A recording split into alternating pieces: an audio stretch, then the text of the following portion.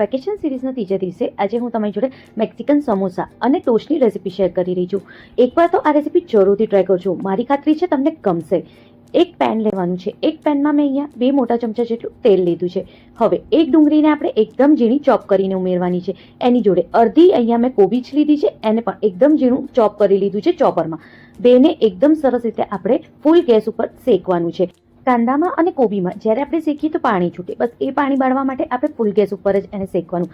જ્યારે થોડું શેકાઈ જાય એટલે એની અંદર 3 લીલા મરચાંને ચોપ કરીને ઉમેરવાનું. હવે અહીંયા મેં 3 જાતના કેપ્સિકમ ઉમેર્યા છે. લાલ કેપ્સિકમ, ગ્રીન કેપ્સિકમ અને પીળા કલરના કેપ્સિકમ. બધાને મેં ચોપ કરીને જ ઉમેર્યા છે. હવે એને બી બધાની જોડે આપણે ફૂલ ગેસ ઉપર શેકી લઈશું, જેથી એની અંદર બી જે બી પાણીનો ભાગ હોય ને એ બધું પડી જાય. જ્યારે બધું સરસ રીતે શેકાઈ જાય તો અમે અહીંયા બાફેલી મકાઈ લીધી છે. એક ઉભરો પાણીમાં મેં ખાલી મકાઈને બાફી છે. પછી ગેસની ફ્લેમ બંધ કરીને મકાઈના દાણાને ઠંડુ કરવા દીધું. પછી જ મેં આમાં ઉમેર્યું છે. હવે બધાને ફરીથી આપણે સરસ રીતે શેકી લઈશું. બધાના ફેરી ગેસની જે ફ્લેમ છે એ ફૂલ જ રહેવી જોઈએ. હવે આપણે આમાં મીઠું ઉમેરીશું, જેથી જે બી વધારાનો પાણીનો ભાગ હશે ને એ બધું આમાંથી નીકળી જશે અને બધું આપણે સરસ રીતે સુકાવા દેવાનું છે. એટલે મીઠું નાખીને સરસ રીતે આપણે ફરીથી એને મિક્સ કરી દઈશું. મીઠું નાખ્યા પછી જ્યારે લાગે કે એકદમ સરસ રીતે બધું શેકાઈ ગયું છે અને પાણીનો ભાગ સહેજ બી નથી, પછી આમાં આપણે 100 ગ્રામ જેટલું પનીરને નાના નાના કટકા કરીને ઉમેરવાનું છે. 1 ચમચી જેટલું હવે આમાં આપણે કાળા મરી પાવડર ઉમેરીને મિક્સ કરી દઈશું. 1 વાટકી જેટલા બાફેલા રાજમા ઉમેરીશું. અહીંયા નાના મોટા 2 જાતના રાજમા આવે છે. મેં જે નાની સાઇઝના રાજમા આવે છે એનો ઉપયોગ કર્યો છે. ફૂલ ગેસ ઉપર બધાને 1 મિનિટ માટે સરસ રીતે શેકી લેવાનું છે.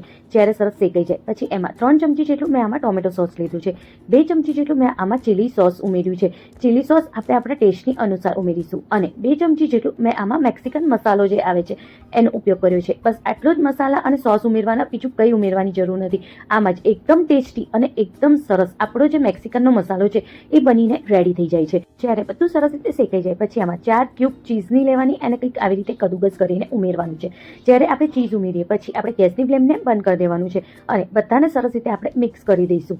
જ્યારે એકદમ સરસ રીતે આપણે બધાને મિક્સ કરીએ તો એકદમ સરસ રીતે જે ચીઝ છે ઓગળી બી જાય છે અને બધા મસાલાની જોડે સરસ રીતે મિક્સ પણ થઈ જાય છે. અને જો રેડી છે આપણો મેક્સિકનનો મસાલો. હવે એને આપણે સાઈડમાં ઠંડુ કરવા મૂકી દઈશું.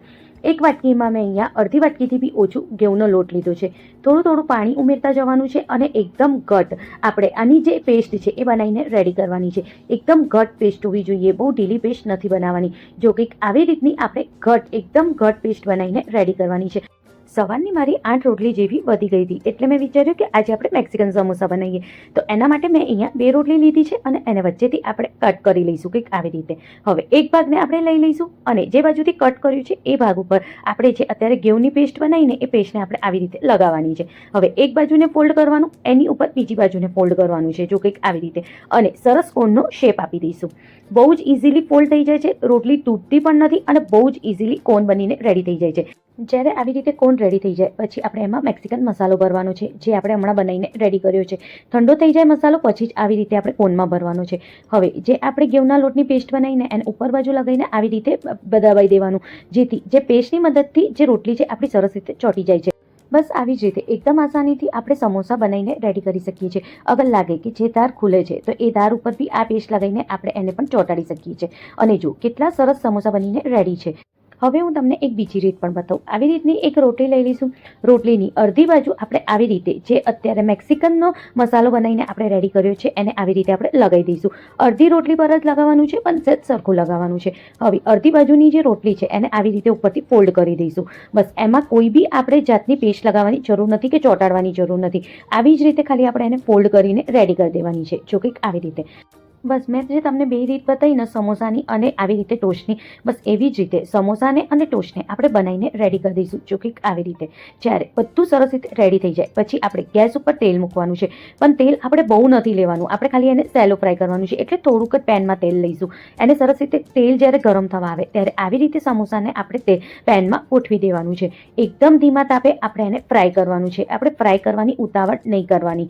એકદમ ધીમા તાપે જ્યારે આપણે એને ફ્રાય કરીએ છીએ ને તો એકદમ ક્રિસ્પી ક્રિસ્પી આ સમોસા બનીને રેડી થાય છે. બસ આવી જ રીતે ઉલટપુલટ કરતા જવાનું અને આપણે સમોસાને તેલમાં શેકતા જવાનું છે.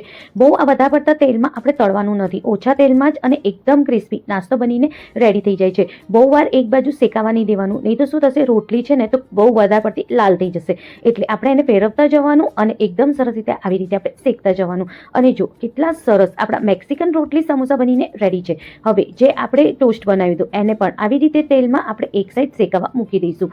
એને બી એક બાજુ સરસ રીતે શેકાય પછી આપણે એને પલટી દઈશું. અને આ બધી પ્રોસેસ આપણે એકદમ ધીમા તાપે જ કરવાની છે. ધીમા તાપે શેકશો ને એટલું ક્રિસ્પી અને એકદમ ક્રન્ચી બનીને રેડી થશે. આવી જ રીતે ઉલટપુલટ કરતાં એકદમ ક્રિસ્પી થાય ત્યાં સુધી આપણે ટોસ્ટને પણ શેકી લેવાનું છે. આવી જ રીતે આપણે બહુ આસાનીથી મેક્સિકન સમોસા અને મેક્સિકન ટોસ્ટ બપોરની વધેલી રોટલીમાંથી આપણે બનાવી શકીએ. છોકરાઓને બી મજા પડી જાય અને મોટાઓને પણ ખાવાની બહુ જ મજા પડે. એટલું ટેસ્ટી આ નાસ્તો બનીને રેડી થાય છે. એને સવારના નાસ્તો હોય કે રાતના જમવામાં તમે આસાનીથી બનાવી શકો છો.